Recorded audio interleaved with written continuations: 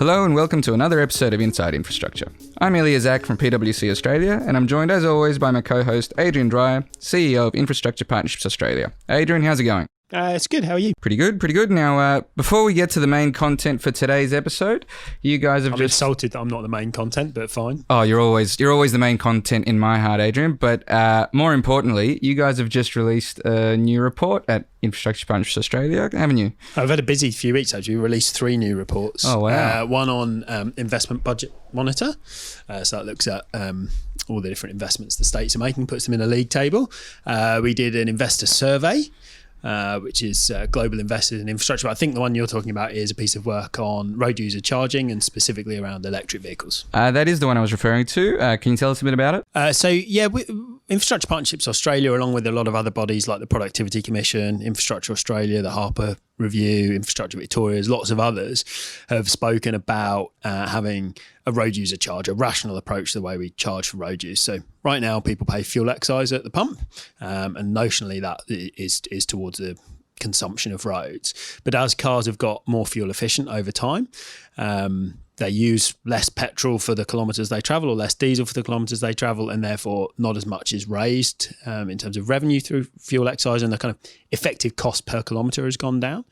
And that's about to accelerate very quickly with electric vehicle uptake.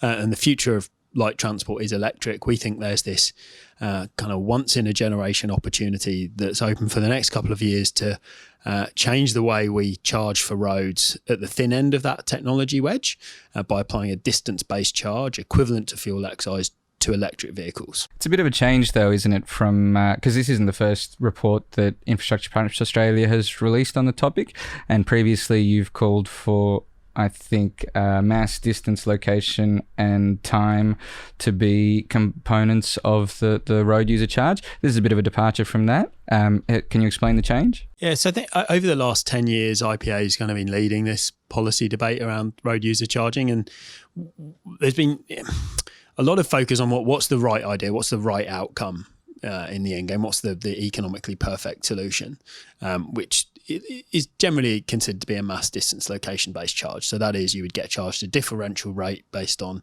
how heavy a vehicle is, where it's travelling and at what time. I think that that is the sort of the end game, but there's also a reality that big reforms happen incrementally, and you have to seize on opportunities when they arise. And there is an opportunity right now with electric vehicles in that an electric car, a Tesla or a Hyundai, next to a petrol Corolla at the traffic lights, one of those cars is paying to use the road at the point of use, the petrol car, but the other two aren't. They're not paying to use the roads. And if you cast forward 20 years when most new vehicles sold will be electric, very few people will be paying to use the roads. If you make anything free, it will be consumed and overconsumed. There won't be a revenue stream to maintain existing roads and build new ones. But we can solve that problem now by just putting an equivalent rate on electric vehicles that's equivalent to fuel excise. So nobody pays twice. Everybody pays once. Everybody pays their fair share. So previously you would, I guess that perfect model would be trying to solve a bunch of different problems, including the revenue problem, but also congestion and maybe the impact that heavier vehicles have. And in this report, there's an opportunity you've identified to solve purely the revenue problem without necessarily making substantial changes to other stakeholders. Is that fair to say? Yeah, there's nothing about the proposal we're saying that precludes doing those things later on, nor does it presuppose that one would do those things later on. Mm-hmm. And you can still see a future where with a distance-based charge in place, that one would be able to add layers to that to achieve different policy outcomes. But in the first instance, there is just there's a fairness issue that some people are paying a fuel excise and some people through their ownership of an electric vehicle aren't making a contribution. That's something we can correct really quite easily. Nobody needs to know where the electric vehicle driver has been or what speed they were going or when they went there. Just a simple odometer reading that applies a charge that is equal and equivalent to fuel excise means that both of those cars next to each other, the petrol one and the electric one, were making a fair and equal contribution to the upkeep of the roads. How do you calculate what is the equivalent to excise if there's such high degrees of variation in efficiency for existing internal combustion engine vehicles? Yeah, so you have to use averages. So if you look over the past 12 years, the average has been about 6 cents a kilometre. So the average car driving the average kilometres, you do that by calculating the total amount of kilometres and then the total amount of fuel excise and doing a bit of arithmetic. So yeah, it is the average car travelling the average kilometres does pay this amount per kilometre. It's 6 cents over the last 12 years. Right now it's about 4 cents a kilometre. So it's declined quite rapidly over that time, and it will decline further. You have to pick a number for this. Yeah. We used 4 cents a kilometre because that's the current rate. There's other options. And in theory, that should stabilise the revenue loss over the foreseeable future? Yeah, again, it depends on the rate you pick, but if you assume that every electric vehicle kilometre travelled in the future is replacing a petrol kilometre or a diesel kilometre that's not travelled, if you're recovering the same average rate from both, you should arrest the decline in fuel excise or general revenue from it. The other thing it allows you to do is capture the additional kilometres travelled. So the decline in fuel excise per kilometre is driven by two things. One is declining fuel consumption because cars have become more efficient, but also a fairly dramatic increase in the number of kilometres travelled. So over the timeframes I spoke about, the fuel excise revenue has gone down by 20% and vehicle kilometres has gone up by 30%. So we've got this increasing demand and declining revenue.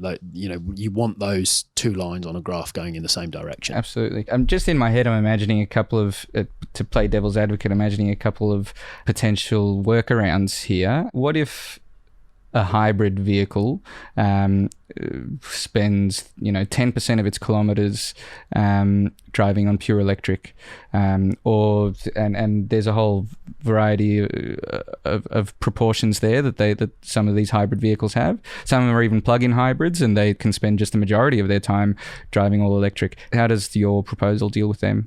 So these are all within government's gift to set where these policy parameters lie. The proposal we've said is you take the most efficient hybrid or plug-in hybrid vehicle available today, which is uses 1 litre per 100 kilometres on the officially rated level of fuel consumption. You say anything that is more efficient than that would fall under the new regime because they're not using much fuel anyway, and they're capable of being driven without using full fuel, particularly if they're a plug-in hybrid electric vehicle. So we're saying you take the baseline of the best available today and you say anything new in the market that falls under that would fall under the new regime, because you don't want to create a perverse incentive where an ultra hybrid is selected because it avoids in effect both systems. So again, it's a bit there's a grey area. It's a grey area around the fringes, but it's a relatively small area of the fringes. And if you talk to the technology people on this, they'll say that hybrids look like a transitional technology. It doesn't make a lot of sense to carry around both types of kit in a car, and they see those as being a transitional technology between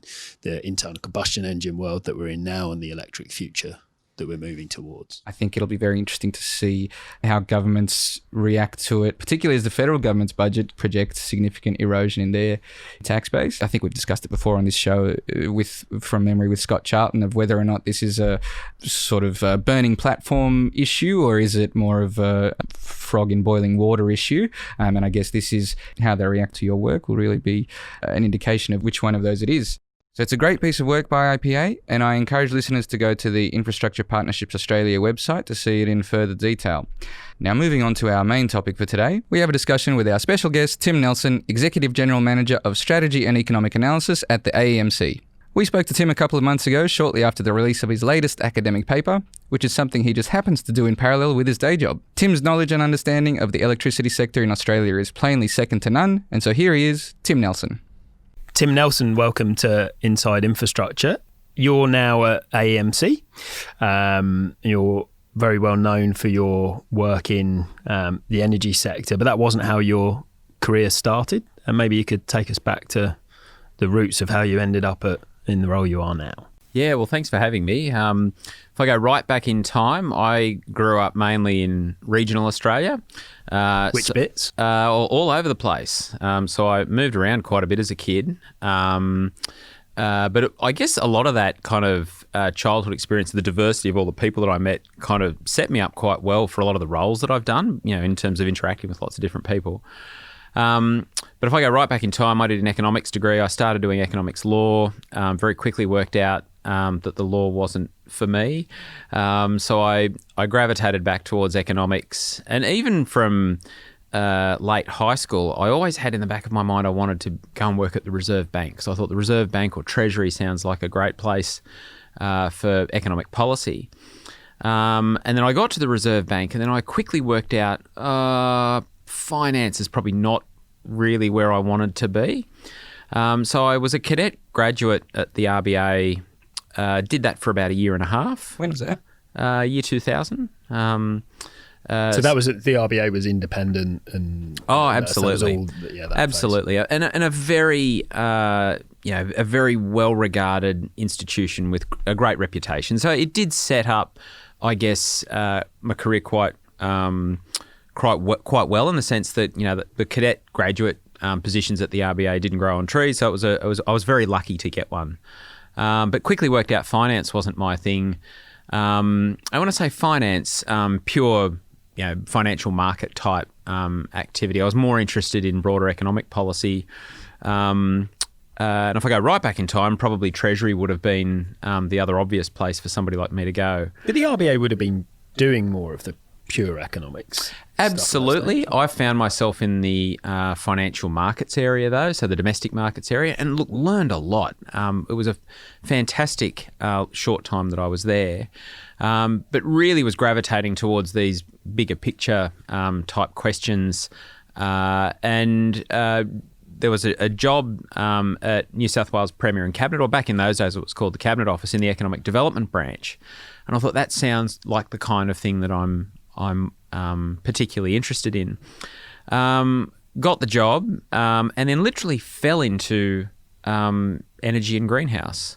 Mm-hmm. So at the early part of the 2000s, energy was part of the broader microeconomic reform story. And I literally just fell into energy. The New South Wales government at that point was committed to developing what ended up becoming GGAS, the world's first mandatory greenhouse gas trading scheme. Helped advise on that for the cabinet process. And then went to AGL in 2004, and AGL couldn't get rid of me, and I hung around all the way through until late 2018. And, for the last 10 months I've been at the Australian Energy Market Commission. Why did you decide to leave government? Look, at the time, my boss, 2 layers up, a wonderful person named Jane McAloon had gone to AGL. And Jane offered me a job originally, pretty much straight after her leaving government to go to AGL. I initially said no and said, look, I'm quite happy doing what I'm doing. And then she came back to me a little bit later, and the job that she had for me at AGL was in and around greenhouse and around preparing the business for a carbon-constrained future. And I thought, wow, that sounds really interesting. What year was that? At the end of 2004. Right. So AGL had just bought roughly a third of the Loy Yang A power station, right, and the accompanying mine. And what better time to go into kind of talk about those issues than when an organisation has just acquired such an emissions-intensive asset? Was that priced in a way that assumed an incoming carbon price? Look, you'd probably have to go right back in time and ask the people who'd been in the room. My understanding is that, like all good corporate governance, climate change was considered. Yeah. There may have been a shadow price applied, I'm not sure. Certainly, in my experience, having been at AGL all of those years after that, every time that someone was thinking about something big, climate change was an explicit part of at least some of the scenarios people were thinking about. Right. Would you describe yourself as a policy economist, or? It's a good question. I often kind of have those 2 a.m. moments where you wake up and you think, what is it that I'm actually any good at? I'm not 100% sure. I often say to people, I really only have one particular skill, and that's taking really complicated stuff and trying to make it simple. But if I had to describe myself, I would say I'm a policy economist. I think, if you compare my skill set to, some really good economists, I'm not a great economist. I'm probably not one of the greatest policy thinkers, but if you combine the two skill sets, I'm probably not too bad at it. You mean the econometric side of economics that just deals with endless statistics. That's what when you're saying economist, that's what you're referring to. Oh, look, I'd say I always break economics down into quant and qualitative.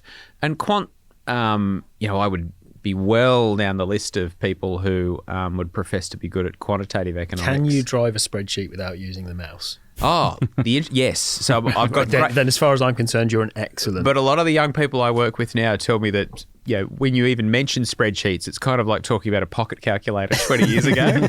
They're all using R and Tableau, and in the energy space, everyone's using Plexos now, and there's some amazing things that we're trying to get going at the Commission, where we're developing what we're calling a Centre for Modelling Excellence, where we're trying to get all of the jurisdictions that fund us, so the state governments largely, but also the Commonwealth, and we're saying, look, to the extent that you've got really bright, young, capable modelers, let's link them all together through an online capability, and just get them talking about what's the best way of approaching some of these modelling. That's one of the... we'll come back to some career stuff shortly, but that's one of the great things about the energy sector. It's so data rich. Like the production of data is just far in excess of, I think, any other infrastructure space. I don't. Do you agree with that? Is that absolutely fair? Yeah? Everything can be quantified. Absolutely everything. Inputs and outputs and the benefits. I don't think there's I can't think of another sector. And distilled into a price in a market. Like that, That's the thing that the kind of pinnacle of the information. Yeah, in the next couple of years, we'll be moving to 5-minute settlement within the wholesale market. I'm trying to do it off the top of my head, and I can't do the numbers, but there's 8,760 hours in a year, and now we're moving to 5-minute settlements. So you're kind of multiplying that by 12, and that's just the number of observations that you're getting some price outcomes for.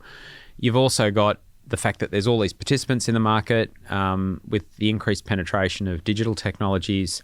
Not only do you have all of the aggregate numbers on a 5-minute basis, but increasingly you're going to have it on a individual customer basis. Yeah. So the volume of data, and I guess the importance of being able to analyse that data effectively, like the big data sets, is going to become not just a critical skill set for the participants in the market, but for the market bodies themselves. So for AEMO, for us, for the AER, there's going to be a lot of, there's going to be a big drive towards making sure that people have got the right data capabilities to analyse that big data, as you say. So, we do want to talk about your current role, but before we get to that, we skipped a bit of time at AGL there. Just 14 years. Just 14 years, yeah. So you made the jump there. Eventually you were chief economist, I think, at the end of AGL, replacing Paul Simshauser, who was there for a long time in that role. Was that largely the kind of work that you were doing for the entire time there, or did you start in something else? The only caveat I'd put to what you just said there is no one could ever replace Paul. Hopefully he will listen to this and he'll hear that. So when I first started, I was working in what was called group environment. And I guess I had two functions. One was thinking about climate risk and trying to think about that. And the second was helping drive the uptake of the sustainability agenda more broadly, and the sustainability report, which AGL had been producing since 2004. So I did that for a couple of years. Then there was the demerger with Alinta. There was the acquisition of Southern Hydro. Greg Martin left, Paul Anthony started, and at that point I shifted in and was doing probably more what I would call public policy government affairs work for a very short period of time. And Paul Anthony was only around for a very short period of time. After Paul left and Michael Fraser took the reins, Michael, one of his first things that he did was he brought on Paul Simshauser. So this is 2008. And Paul started as the chief economist, head of corporate affairs. Paul always jokes that he doesn't really care what people call him as long as he gets the title chief economist. So I pretty much worked for Paul until he left, which was 2015. And my role under Paul was, again, I looked after the sustainability agenda, the public policy positioning, a lot of the greenhouse energy reporting obligations under the Greenhouse Energy Reporting Act. For a brief period of time, we were doing all kinds of things around certificate creation under some of the energy efficiency schemes. Mm-hmm. But I guess most people would say that my reason for being there was all of the public policy work that Paul and I were driving. And interestingly, because Paul Simshauser is actually Professor Paul Simshauser, and you managed to miraculously do your PhD with Paul as your PhD supervisor while working at AGL, is that right? Paul wasn't a supervisor, but I think he would be what you would call a shadow supervisor. So he certainly was, I guess, one of two people that I'd say was the primary people who were kind of guiding me through. The other one being a fantastic mentor of mine up from UNE, Judy McNeil. But Paul was my primary industry mentor, a great mind of the energy industry. And certainly between Paul and I think we complemented each other in a great way for those 6 years. So Paul has just an insatiable drive to produce, high quality work. He's a real workaholic. Not that I'd say that I'm lazy, but I'm certainly nowhere near as much of a workaholic as Paul. But what I was able to do was to try and, I guess, make a lot of the arguments that we were putting forward a little bit more easily digestible by some of our stakeholders, and it was quite a good combination between the two of us. I would hazard a guess that I probably learned a lot more from him than he learned from me, but certainly, probably the 6 years that we were doing that together was probably the most enjoyable 6 years that I've had in a workplace. Leaving aside the content that was produced, that's quite a unique alignment of opportunities, isn't it? Because you were producing the AGL blog. The content that you were producing was, I assume, in large part informing your PhD, and you were working full time for a major corporation as well, all through the whole process. That's pretty unique as an opportunity. Yeah, no, absolutely. And when I look back at some of the papers that we produced and some of the thinking that we put into the public debate, the very first paper I had published was the one that was titled Delayed Carbon Policy Certainty and Electricity Prices in Australia. And it was the one that more or less said that the longer you don't have certainty, the more people tend to bias towards light CapEx, higher OpEx type investments, and that's not going to be conducive towards lowering costs over the longer term or minimising costs over the longer term. And at the time that was put out, it was being referenced in speeches by, the Prime Minister, all kinds of very high profile prominent people. And I guess that's the way that I've always tried to work in that public policy sphere, not kind of shameless self-promotion, but just do the work, have honest, open conversations with stakeholders about what the work implies. And then if people find it useful for public policy purposes, then that's a wonderful thing to know that your work is having some type of impact. Towards the end of your time at AGL, there was quite a bit of exciting discussion about the Liddell power plant. And just got announced that I think they're keeping it open for an extra summer. They're going to keep it running for an extra summer. Is there any light you can shed on that decision, or maybe that, I guess that was after your time? Up to you. It's interesting. If I go right back in time, I mean, the whole purpose of the disclosure in 2015 was really to avoid what had happened in other states. Right. And what where they didn't give a whole lot of notice. There was I think, on average, between 6 or 9 months notice given. And of course, that's not a lot of time when you're replacing, large capital-intensive plant. And so the whole purpose of doing what AGL did at that point in time was to really provide, a substantial amount of notice, and to make it very clear that, the market was then able to work out, who should be based upon kind of individual participants, risk and return type matrices. It opened up opportunity for other people to then think about the optimal investment that they might want to make. And the closure date was no different from what was originally intended when it was in government hands. Oh, look, I probably wouldn't want to offer a view on what was, I guess, the intent of the government. But I would note that most of the discussion, I think, in the public domain talked about the power stations that were coming to the end of their operating life as being replaced with something more modern that was going to be a better fit for the market dynamics that were playing forward. And I guess that's the other thing that I'd hope that my contribution in the last couple of years, having written a couple of papers on this, is really to talk about the nature of the type of complementary plant that should be coming into the market. And that plant generally has the characteristics now of fast start, dispatchable, and that tends to look like reciprocating engine or open cycle gas turbine, or longer term, your pumped hydro, your storage type technologies. Because we've seen quite a lot of change in the market in the last couple of years. We've got 8 gigawatts of new renewables coming into the system. That variable supply is fundamentally changing the price duration curve. So we're seeing... So can you just explain that in simple terms? So what's happened? What does the sheer penetration of renewables into the market, what effect is that having, and why is it now such a crucial issue that we address firm power?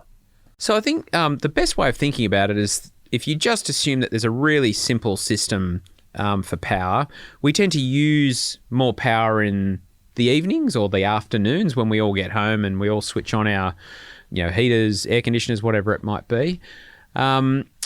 Solar generally produces most of its output in the middle of the day. Wind is very variable in nature, so it's either windy or it's not windy, so to speak.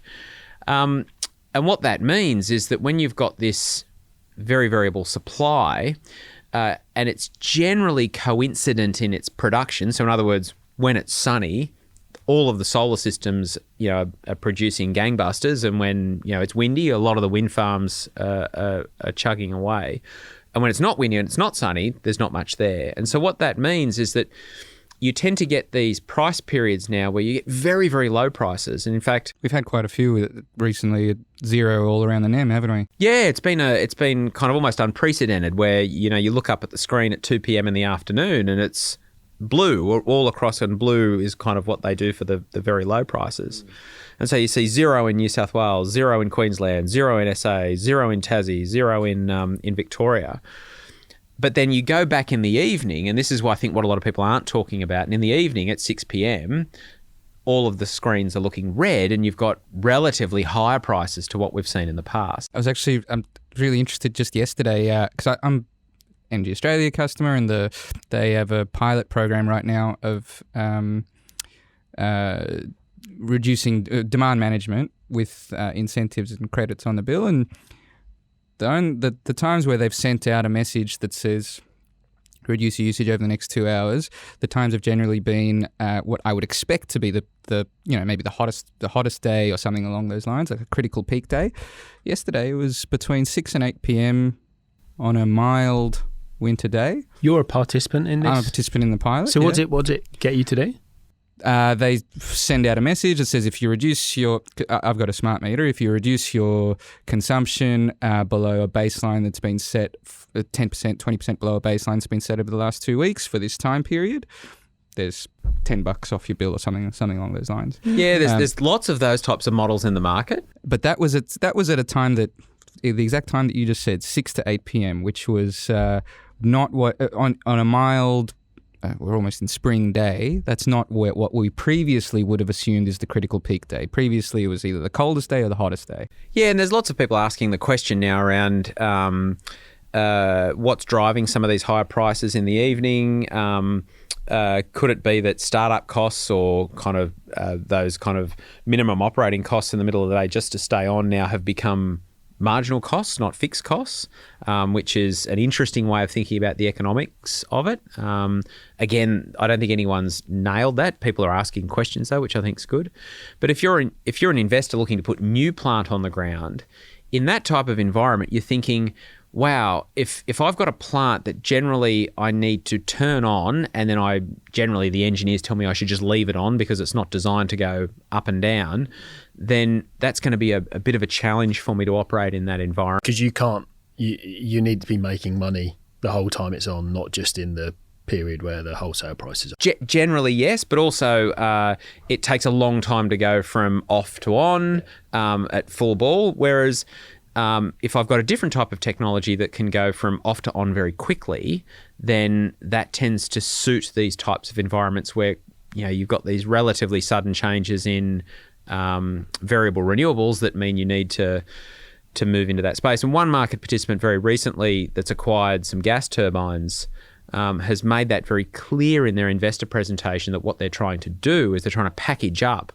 their renewables portfolio with these firm dispatchable but relatively fast start types of kit. And what they're then doing is saying, we can then go and talk to customers and say, well, we can write you a firm swap contract or a synthetic version of it, and that allows them to sell power, even though it's from a mix of sources, whereas traditionally a participant might have looked to have one source of energy to supply that contract. So if I can just unpack that then. So the energy system of old has got a big, bulky, capital-intensive, spinny thing driven by steam and coal at one end and consumers at the other. But then the penetration of variable renewables undermines the investment case for those big always-on. Well, it changes the dynamics, it. And what then? The more renewables that come in, the more that volatility is evident. Yeah, there's been a couple of studies, like academic studies, that have talked about that volatility becoming quite significant. A lot of that depends upon the type of technology, though, that complements renewables. Because if you think of a world with a very high penetration of variable renewables, but with storage as well, then the price duration curve or the price curve across the year tends to look a little bit flatter, because the moment the price goes up, then I'm going to want to discharge my battery to capture the revenue. The moment the price goes down, then I'm going to want to charge it, and vice versa. So battery, pumped hydro, whatever the storage capability is. But I think the other side of the dynamic, and you've talked about it here, is the consumer. And that is the space which I think is probably the missing piece of the policy puzzle. And it's one of the 5 strategic priorities that the Commission's put out this year, this digitalisation of energy demand. And I guess in the long term, you can see a future where not just the meter is digital, but everything behind the meter is digital. So, you see now various consumer durable manufacturers are putting ads out that, talk about their watch being able to control their washing machine and these other types of automation services. Well, I can control my air conditioning from my phone, and actually Ilya and I are good case studies in this. So he's on a demand management trial. I have solar panels and do things like I'll put my air conditioning on when we're out during the day and the solar panels are going hard, so that it's cool by the time I get home and I can switch them off. Yeah, they're pretty cool. I'd have to pay for.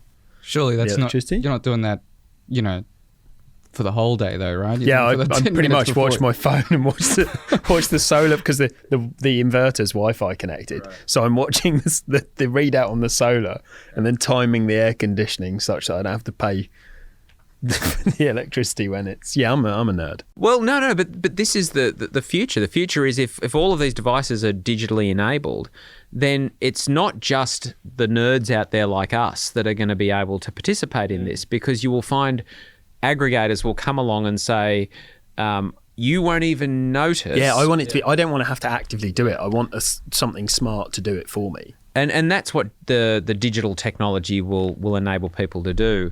That said, it requires some other things to be in play. And one of the other strategic, so there's 5 strategic priorities.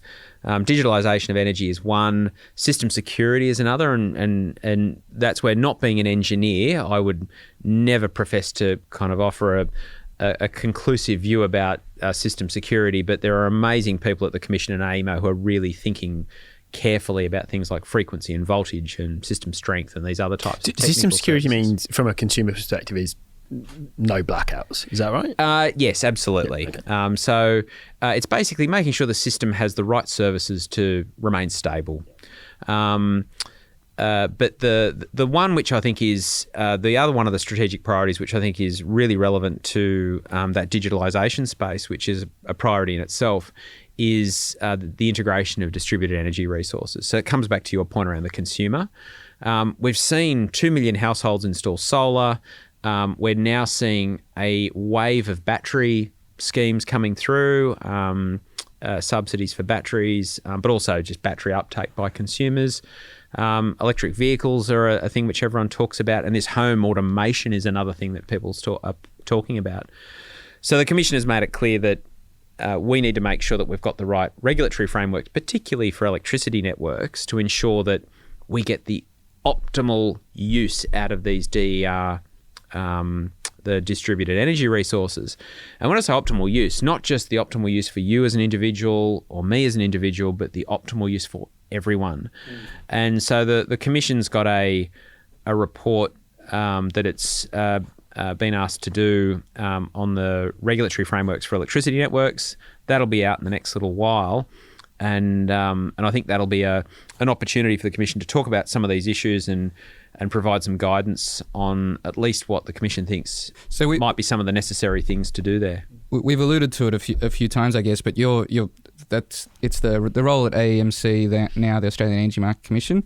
Can we talk a little bit about that? Because you've come there from one of the big 3 market players. I'm sure the Commission's very excited for you to bring all the big 3 secrets across with you, all the ins and outs of how the market participants are making money.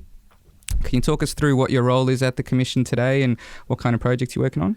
Yeah, so look, I look after the area that's called strategy and economic analysis. Strategy is usually the word that's added when you want to look after it, whatever you want to look after, right? You could say that. I couldn't possibly comment. No, look, I think generally what I've been doing at the Commission is trying to bring a lot of things together.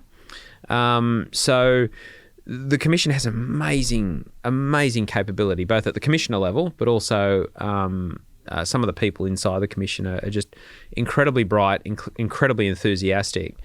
Can I just point out with that I was very fortunate to spend some time at the Commission, and I have never seen another government agency like it. It's incredible. The first, I'm a consultant now, but the first time I ever actually billed time was working at the Australian Energy Market Commission. Were you there long enough to build time? It was only a short period, but genuinely no other government department works as much like a cross between a think tank and a consultancy as the Australian Energy Market Commission. It's a remarkable place. Look, it is. It's an amazing place, amazingly bright people, and also people who are motivated by that national energy objective. There is a real strong sense of belief that that's what we're all there to do every day, which is to make sure that we get the right outcomes that are in the long-term interests of consumers.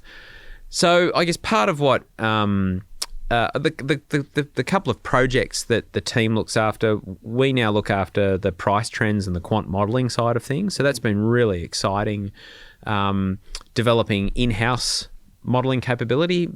Historically, the Commission tended to get outside consultants to do a lot of that. But we've brought that in-house. We've set up this centre for modelling excellence that we're trying to get a little bit more discussion going amongst the various modellers within the jurisdictions and ourselves and AEMO. Mm-hmm. We also do a lot of advice to the individual projects. So we have a team of economists, and what their role really is to do is to provide economic advice to the people who are driving the individual projects that relate to rule changes. Kind of like an in-house service provider. Yeah, like an in-house consultant, so to speak. And there's a couple of good reasons for that. A, it's to drive consistency of approach so that you've got this consistent strategic approach to the way in which we're approaching things.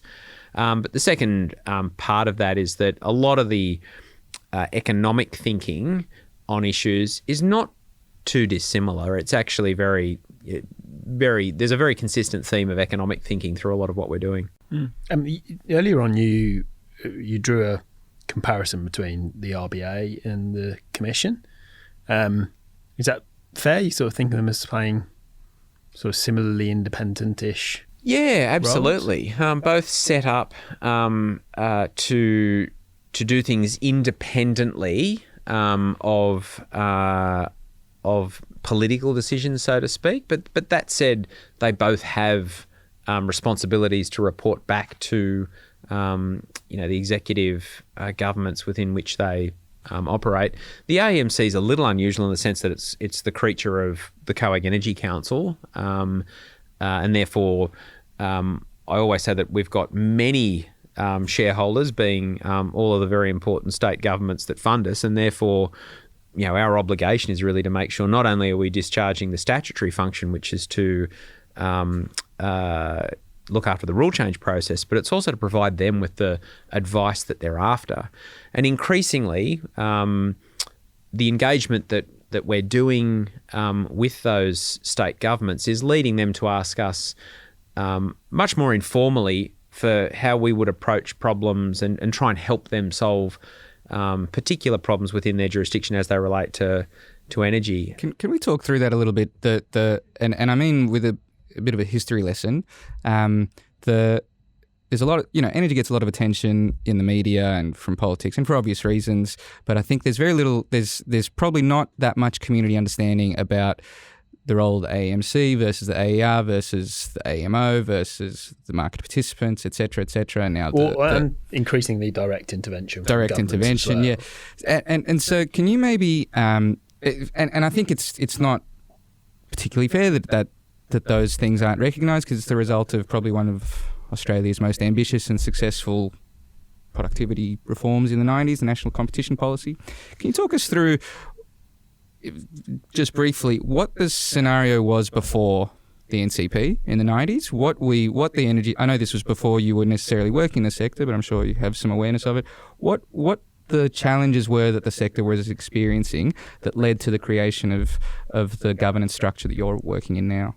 Yeah, look, having written a couple of papers on the brief history of some of this stuff, if I had to kind of summarise it really quickly, you had state electricity commissions drive a lot of the uptake of the big generation and transmission, the economies of scale that were extracted out of that. So you did see this significant real reduction in electricity prices over that period.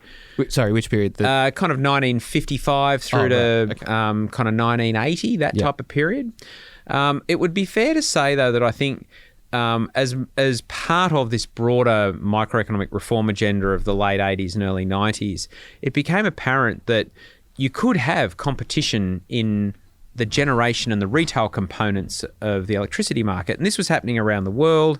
A fantastic contribution by a guy named Fred Schwepp in 1988 really talked about how you could create competition in generation and retail, or more generation, having a wholesale market.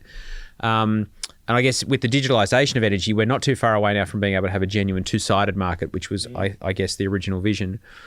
So in the 1990s, there was this concern that without these competitive forces, you weren't going to see the most efficient outcome, particularly from an allocative and a productive efficiency. But how's that manifesting itself? What did we see? Did we see very expensive energy or very subsidised energy or blackouts, or what were we seeing? I think the best way to characterise it was that it was hard to determine what the cost of energy was, because there was this smearing going on around with state-owned corporations, and you then had kind of what was kind of on the government's balance sheet versus what was on the corporation's balance sheet versus... Much like the water sector today. Quite. There's a lot of overlap there, sure. And also, all of the risk, by definition, was being borne by taxpayers or energy consumers.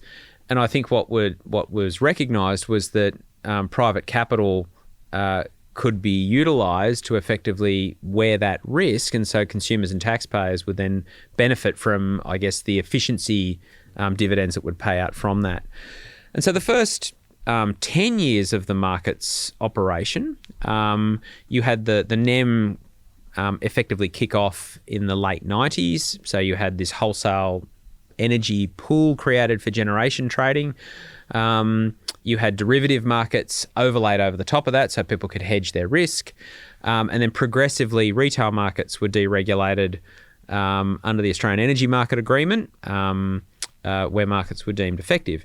Now, throughout that whole process, you've had various iterations of them, but the idea has always been to have a delegated statutory lawmaking function within the AEMC. And so that kind of replaced what previously parliaments would have individually been doing. Absolutely. And individual parliaments. So the idea was to try and create something, and the way it works is that you've basically got this legislation in one jurisdiction and then it's mirrored in all of the other jurisdictions. And there are derogations from that where it's appropriate. Then what you had was the notion of a separate regulator. And whilst there was originally a lot of state-based economic regulation, it all shifted, and now we have the Australian Energy Regulator, which looks after the regulation, so not just the economic regulation of networks, which have monopolistic characteristics, but also the regulation of the rules as they apply to the wholesale market or the retail market or what have you. And then in the middle of all of this, you've got the market operator. And the market operator's job is simple conceptually and incredibly difficult in practice, which is to operate this incredibly complicated system, one of the longest systems in the world. You know, it stretches all the way from far north Queensland all the way down to Tasmania and out into South Australia.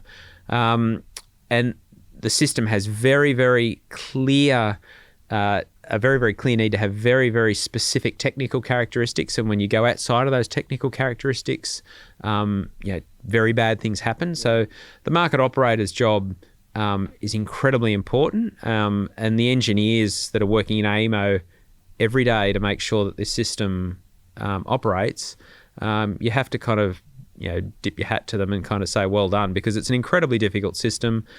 They work incredibly hard with the transmission providers to do that. Just so I know, is it difficult because electricity is inherently difficult, or it's difficult because of the particular characteristics of the Australian energy system? A little bit of both. So power system engineering is, as a practitioner of the dismal science of economics, it's a pretty complicated thing. But I think the other thing that Australia's doing is, depending upon where you are in Australia, if you're in South Australia, you are now in one of only 3 markets in the world that the International Energy Agency has said is in the very last, most advanced stage of incorporating renewables. The other 2 being Ireland and Denmark. So South Australia is a good example. You've got 1,500 megawatts roughly of wind. You've got hundreds of megawatts of embedded solar PV. The peak demand in the system's only around 3 gigawatts or 3,000 megawatts, and the average demand is somewhere between 1,000 and 1,500. So at various points now, South Australia is producing more renewable energy than it needs, and it's feeding it over the interconnector. But then there are other times where it's producing virtually no renewable energy at all. So the way in which not just AEMO, but all of the market participants and the market bodies are thinking about this, it's really important that we get it right, not just from a pricing outcome, but from a reliability and security perspective too. Well, so speaking of which, on paper, that 3-party governance model is it's like it's ripped out of an economics textbook, effectively. It should be perfect, but for what's the standard period that we choose? Something like 2006 or 7 onwards. There's been prices have been escalating well above inflation. There've been a fair few challenges going on in the sector as far as addressing that price increase. What's been happening? Now that you're no longer a market participant, what do you think is the objective take on what's going on in the market? Look, having written plenty of papers on this, I always just put it down to 2 basic factors. One is on the network side. Look, I think there are 2 things that went on with networks. The first is that reliability standards were tightened quite a lot on the back of some reliability issues with networks, particularly in New South Wales and Queensland. That was the blackouts in 06 and 07? Oh, a bit earlier than that. So I think it was 03 or something right. like that. There were some very bad storms in Queensland. Also, I remember at some point the CBD of Sydney had some interrupted power. So there was this reaction to reliability, and that resulted in quite a significant run-up in CapEx. So network tariffs effectively doubled, particularly in those two jurisdictions. But at the same time all that was going on, you had this narrative of we were still charging, and to some extent this is still an issue. We still charge on the basis of the volumetric average cost of electricity. And what's ideally needed is some shift towards some type of customer reward pricing, whereby the exact example you were talking about before, that where customers have the opportunity to benefit from not consuming power at times when the system is effectively experiencing scarcity of some type, then customers should be rewarded for that. Historically, the industry, I think, got it wrong because we talked about cost-reflective pricing, and the economists come up with some awful names for things like price discrimination. I mean, it just sounds terrible. It might be welfare enhancing, but why would you call it that? It's a bit, I mean, isn't it probably your most famous paper is about the energy market death spiral? Yeah. Oh, look, certainly a lot of people in Australia think that that Paul and I came up with that. We did not come up with that term. That term's been established in the literature for a long time.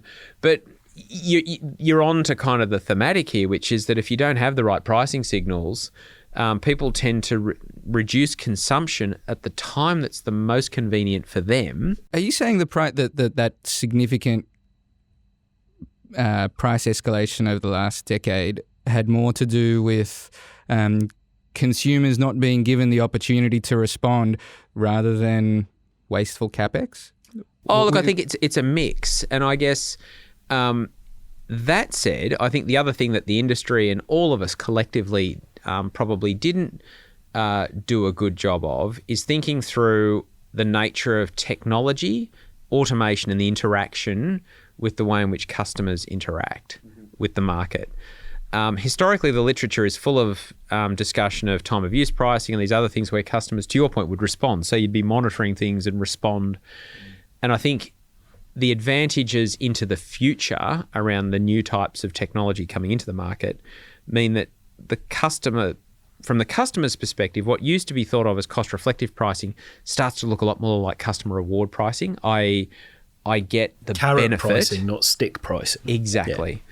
So I think networks, that's an issue that certainly led to pricing pressures. The other one is, I guess, what's happened in the wholesale market in the last couple of years. And it's worth, I guess, going backwards in time and thinking that if you go back 5 or 6 years ago, people who own generation were talking about the end of the world. They were kind of experiencing record low prices and talking about how difficult times were in the generation market. And that was certainly the experience of at the commencement of the NEM. The wholesale prices trended quite significantly down, didn't they, across the whole market, and continued for quite some time. And then suddenly, I guess this event that you're alluding to. Yeah, well, I mean, then you had after a sustained period of low prices driven by a whole bunch of things, demand being relatively stagnant compared to what people thought it would be, a significant introduction of very low marginal cost renewable resources that sit at the very front of the supply curve. It pushed eventually some pretty significant energy producing plant out of the market. And of course, markets being supply and demand, and particularly the NEM that looks a little bit like a market for resources, it tends to go from being quite oversupplied to then being very, resources are very scarce. The thing that's changed though, particularly to drive the total cost washing through the wholesale market up, it's not so much the prices in the bands that we've seen historically. So if you break prices into 3 main bands, you've got say under $100, then you've got $100 to $500, and then you've got 500 plus. Under 100 is roughly what's traditionally happened most of the time. And then you had these short periods, but of very, very high prices near the market price cap. And the theory of energy-only markets is that you wash all that together and people earn a return on their capital that justifies new investment. The last couple of years, we've seen a lot more price events in this $100 to $500 band. And I guess that's this phenomenon we were talking about a bit earlier around middle of the day, low prices, but then morning and evening, relatively high prices compared to what we've seen in previous years. But the overarching, I guess, comment I'd make about the last couple of years in the wholesale market is that if, again, we could have our time again, having some degree of notice of closure, but also, I guess, a little bit more of an orderly, approach to the way in which collectively all governments and civil society think about the issue of climate mitigation, I think probably would have resulted in a better outcome than what we've got now. Probably a good segue to your most recently released paper. Yes. I think there's a lot of voices in the climate policy space, a lot of very loud voices, and they're the experts are very rarely deferred to, we find. So can you maybe talk us through what you've found as far as the development of climate policy, because that's what the paper looked at. What did it evaluate, and what was the conclusion? I guess the paper that we pulled together and has just been published in Economic Analysis and Policy. Tried to get a free copy, then it's... that has actually been one of the criticisms I've had from some stakeholders, which is a lot of these papers sit behind paywalls, and I kind of have a view that, well, that's a broader problem in academia. We can probably do a completely separate podcast on that. The real purpose of the paper was really to explain the importance of another one of these strategic priorities that the Commission's talked about, which is aligning the financial incentives facing participants with the physical needs of the system. So what it was saying is, as a general rule, a shift away from production subsidies to prices that generally reflect the externality that you're looking at. And that externality is not just on the greenhouse side, it could also be on things like reliability, and that's what the RRO is all about, really, which is sorry for just another acronym, just what people needed. The retailer reliability obligation that part of the National Energy Guarantee. That the Energy Security Board has been looking at, and I guess that's the purpose of the paper, really, which is to say, rather than approach it from an ends perspective, go right back to the beginning and say, what are we actually trying to achieve here? And depending upon what we're trying to achieve, let's make sure we get the right pricing signals for those externalities and get them into the market. So what was the best way to expose the market to that pricing signal? A broad-based price on that externality. Right. I don't know if it's on purpose, but you I'll give you some context to this question. We had Kerry Schott on here for our first episode, and we asked her about a carbon price. And we used the word carbon price, and she said that those two words together are like Voldemort in the sense that they can never be mentioned. And I noticed that you've avoided that specific terminology. What do you think is the challenge as far as just that particular policy, and why do we have so much more success with implementing what I would describe as sort of industry support policies? The renewable energy target seems to have bipartisan support, but the goal of that policy is more renewable energy. Emissions reduction is a potential byproduct, not the goal. Why do you think we have that imbalance? Successful industry support policies, no success with the broad carbon mitigation policies. Look, I don't know. But isn't it the carrot and stick thing again? It's, the price is a stick, support or rewards for industry is a potentially. Carrot. What it's done is generated a whole industry and coming up with new ways of calling a carbon price anything other than a carbon price. Absolutely. Look, I think, and that's where I keep talking about pricing externalities. And I know for people who are listening to this, they're probably thinking, why doesn't he just say something directly? Why is he keeping on talking in kind of economic jargon? But the reason I talk that way is that there are various ways of pricing an externality. A carbon price is one, but there are other ways of doing it.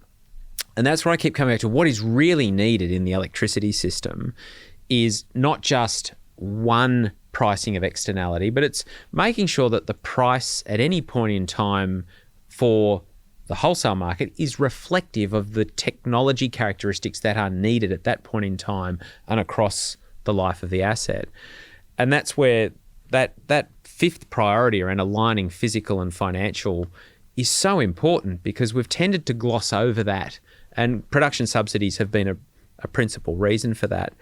That because production subsidies tend to just mean that you're wanting to produce at any point to the extent that you get paid the subsidy, it breaks that link. It's very interesting, isn't it? Because that's having those other policies actually reduces the potential impact of one single broad-based policy. If you had a carbon price and a renewable energy target and a solar panel subsidy, the carbon price would never actually get particularly high, and perception-wise, you might think, well, actually, the carbon price is not the effective part of this group of policies. Well, we've also seen a fundamental shift in the economics of all the technology. So if you go right back in time 15 years ago, 20 years ago, people made the assumption that you would need to have that carbon price to see a lot of capital stock substitution. But as we're seeing the technology fundamentally change in the sense of its economics. So it's now the case that if you just want to produce a unit of energy in Australia, in the electricity system, the cheapest form of energy is going to come from solar or wind. That said, not all units of energy are the same, and that there are times of the day when the value of the energy produced is a lot higher, and therefore you need those pricing signals to reflect that you don't just need energy, you also need capacity, and that's what our market does very, very effectively at the moment. So we spoke about system security and reliability.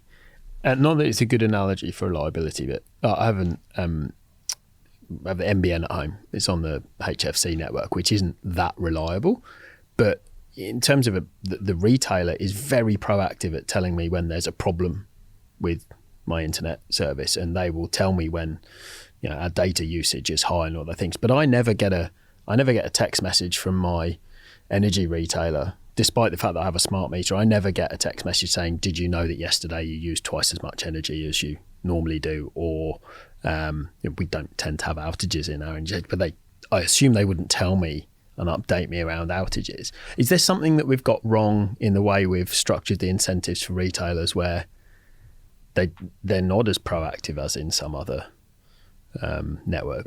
Look, I think it's a function of the technology and the business model, and you're starting to see some of that shift. So to your point earlier, Ilya, around your provider, saying, well, prices are high, please try and reduce your bill by doing what you can at this point in time to reduce your consumption.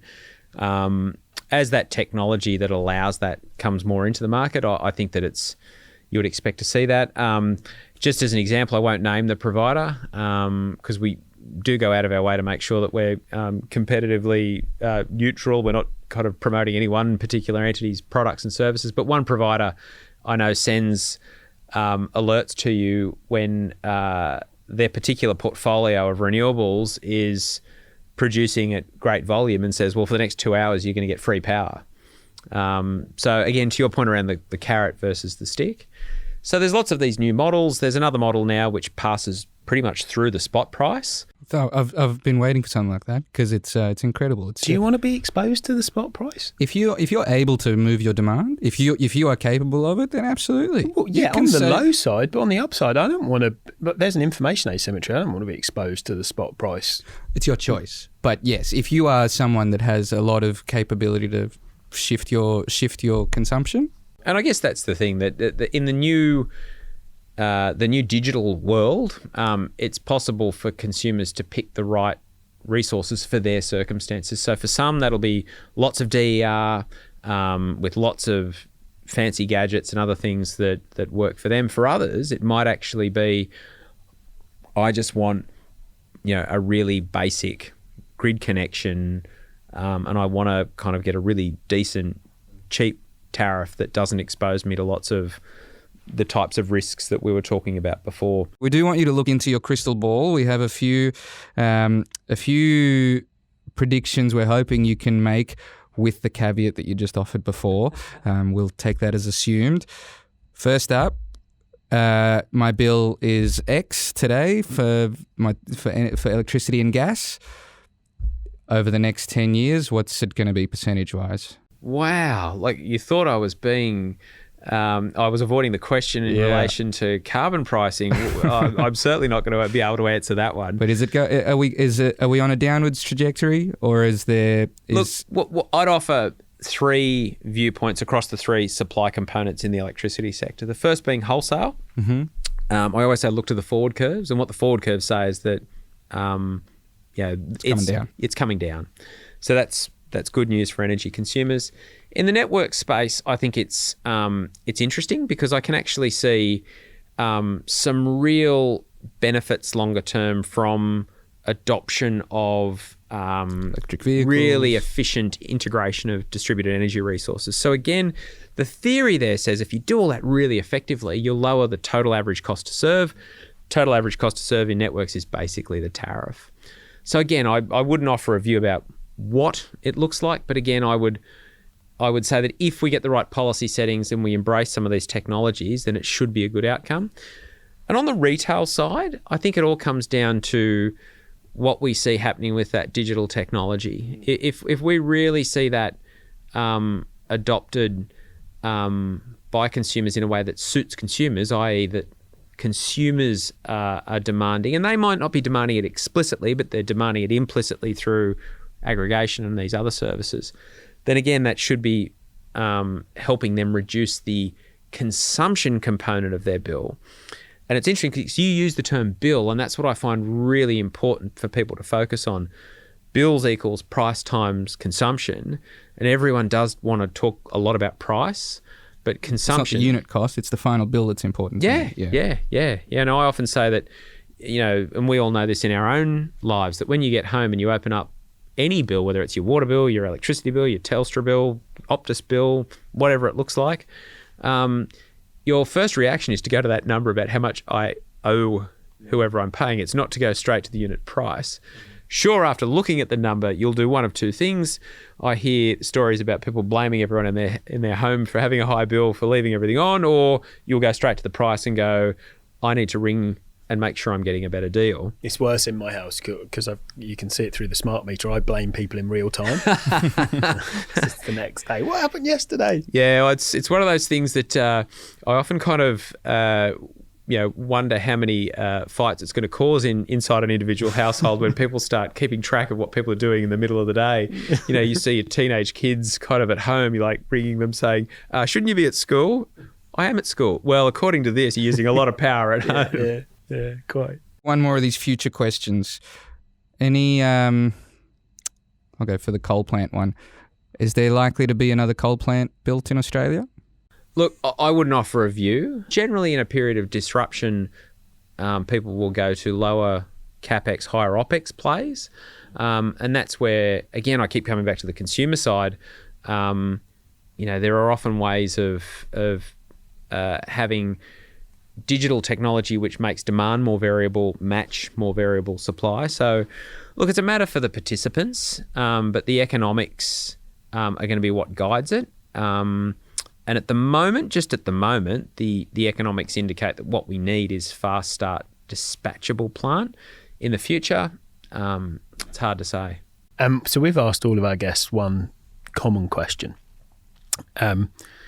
It's pretty unfair to you, but I'm going to ask anyway. What's your favourite sort of infrastructure and why? Oh, wow.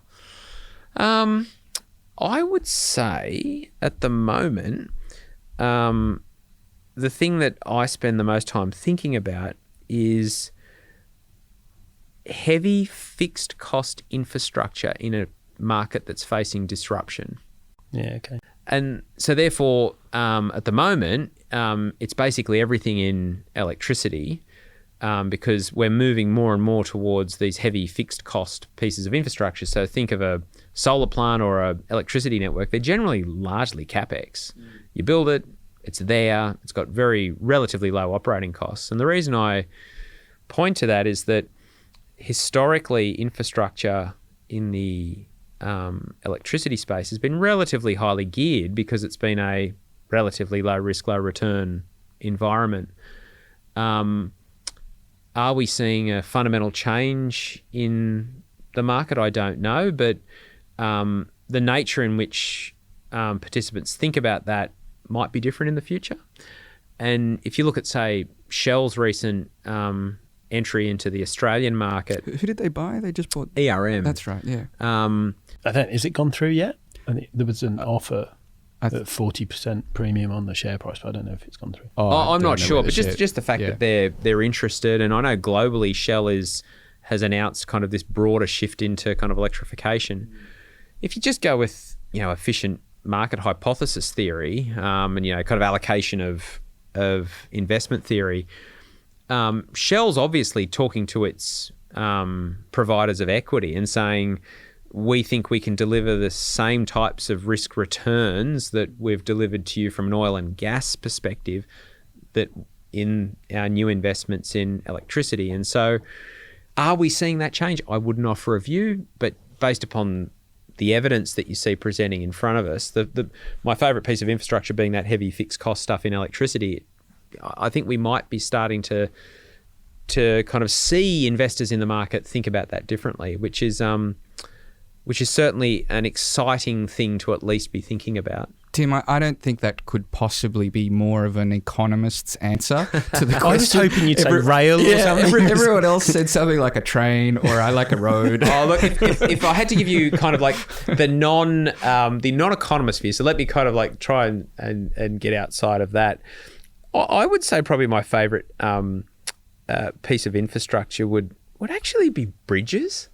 You're not the first person to say bridges. And the reason I say bridges is that I've always just been fascinated at how something like the Sydney Harbour Bridge was built, in the sense that they start at both sides. And I don't know, maybe it's just because I'm a terrible handyman, but all I can just think of is that you get to the middle and they don't meet. So I think, I don't know, bridges I've always found quite fascinating about how they actually... I think tunnels is harder with that. I'm always intrigued how they... Because sometimes they'll start a tunnel at both ends. How do they get them to meet up in the middle? That seems like a terribly difficult thing to... And in fact, even get to the other... You don't have to meet up in the middle. How do they specifically aim where I think the thing about the tunnel though is at least you could kind of, if you didn't do it well, you could kind of botch it by keep going. Whereas, and now it's starting to sound very much like an economist talking about engineering. Oh, you just botch it and kind of, So yeah, I'd probably say bridges. Yeah. All right, we'll go with big things in the energy sector and bridges. Yeah, that sounds pretty good. Tim, thank you very much for your time and thanks for joining us today. Oh, look, thank you. And for all of your listeners, apologies if it sounded like in relation to greenhouse externality pricing, I was dodging the question, but I did my very best. Thanks, Tim. Thank you. Cheers. That's it for today. Thanks as always to PwC Australia for their continued sponsorship and hosting of the series. Please make sure you subscribe on your favourite podcast platform to Inside Infrastructure and leave us a rating or a comment on LinkedIn. If you have any guest suggestions, then please feel free to send us those either to Ilya or myself. We've certainly appreciated the messages we've been receiving so far. Inside Infrastructure is an Infrastructure Partnerships Australia podcast sponsored by PwC Australia. This episode was recorded and edited by Adam Stevens from TAG, PwC Australia's internal media agency. Research was conducted by Linda Bergerson, Michael Player and Brendan Pearce.